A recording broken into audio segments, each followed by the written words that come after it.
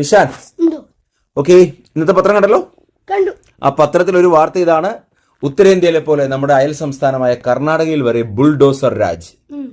ഭരണഘടനയും ഒരു ജനാധിപത്യമൊക്കെയുള്ള ഒരു രാജ്യത്താണ് യാതൊരു വിചാരണയും മറ്റു കാര്യങ്ങളൊന്നും ഇല്ലാതെ വീടുകളൊക്കെ ബുൾഡോസറുകൾ ഉപയോഗിച്ച് തല്ലിപ്പൊളിക്കുക. അത് ശരിയോ തെറ്റോ എന്നുള്ളത് രണ്ടാമത്തെ കാര്യം.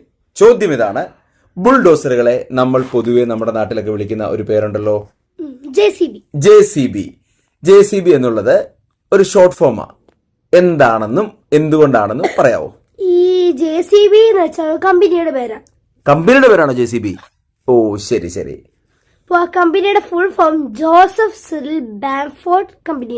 Joseph Cyril Bamford. Then why? പിന്നെന്തുകൊണ്ടാണ് അതിന് ആ ഉപകരണമായിട്ട് തോന്നുന്നത്?